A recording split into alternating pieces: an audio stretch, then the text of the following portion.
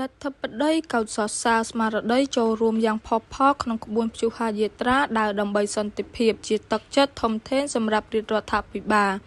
សម្ដេចធិបតីហ៊ុនម៉ាណែតសូមកោតសរសើរចំពោះស្មារតីចូលរួមយ៉ាងផុសផុលក្នុងព្រឹត្តិការណ៍ព្យុហាយាត្រាដើរដើម្បីសន្តិភាព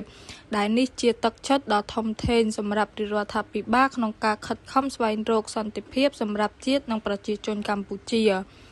លើបណ្ដាញសង្គមផ្លូវការសម្ដេចធិបតីនាយករដ្ឋមន្ត្រីកាលពីថ្ងៃទី18ខែធ្នូបានបង្ហោះសារដូចនេះថាកម្ពុជាត្រូវការសន្តិភាព Cambodia need peace មហាគ្រួសារកម្ពុជាមហានៅសាមគ្គីភាពស្មារតីតែមួយសម្លេងតែមួយបានស្រែកឡើងដូចគ្នាគឺកម្ពុជាត្រូវការសន្តិភាពសូមផ្ញើជូនពិភពលោកពីបេះដូងដ៏បរិសុទ្ធនិងចេតនាដ៏ស្មោះស្ម័គ្របំផុតបើតាមបណ្ដាញសង្គមសម្ដេចធិបតីមហាកម្លាំងសាមគ្គីនៅប្រជាជាតិខ្មែរមកពីគ្រប់មជ្ឈដ្ឋានគ្រប់និន្នាការនយោបាយនិងសាសនាបានមកជួបជុំគ្នាក្រោមស្មារតីខ្មែរតែមួយដើម្បីធ្វើព្យុហាយាត្រាដើរដើម្បីសន្តិភាពរបស់មហាគ្រួសារខ្មែរបានចាប់ផ្ដើមចេញដំណើរពីបរិវេណ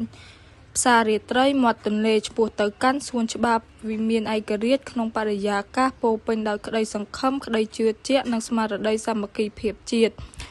បណ្ដាញសង្គមសម្ដេចធិបតីក៏បានគូបញ្ជាក់ថាសម្លេងរបស់ប្រជាពលរដ្ឋកម្ពុជាគឺជាសម្លេងដែលឲ្យតម្លៃលើសន្តិភាពនិងប្រាថ្នាការរួមរស់ដោយសន្តិភាពវិជ្ជមានជាមួយគ្រប់ប្រជាជាតិទាំងអស់តាមរយៈការផ្ញើសារសន្តិភាពចេញពីបេះដូងប្រជាជនខ្មែរទៅកាន់សង្គមជាតិនិងសហគមន៍អន្តរជាតិថាកម្ពុជាមិនចង់ឃើញការបំផ្លិចបំផ្លាញវិនាសកម្មនិងការបាត់បង់អាយុជីវិតណាមួយឡើយទោះជាក្នុងកាលៈទេសៈឬបរិបទណាក៏ដោយជាមួយគ្នានេះសម្ដេចធិបតីនាយករដ្ឋមន្ត្រីសូមកោតសរសើរនិងថ្លែងអំណរគុណចំពោះស្មារតីចូលរួមយ៉ាងផុសផុលដែលនេះជាទឹកចិត្តដ៏ធំធេងសម្រាប់រាជរដ្ឋាភិបាលក្នុងការខិតខំស្វែងរកសន្តិភាពសម្រាប់ជាតិនិងប្រជាជនកម្ពុជាសូមអរគុណដល់សហភាពសហព័ន្ធយុវជនកម្ពុជាដែលបានចូលរួមរៀបចំកម្មវិធីដ៏មានសារៈសំខាន់នេះដើម្បីផ្ដល់ឱកាសឲ្យមហាគ្រួសារខ្មែរចូលរួមនិងសម្ដែងមតិក្នុងការចង់បានសន្តិភាព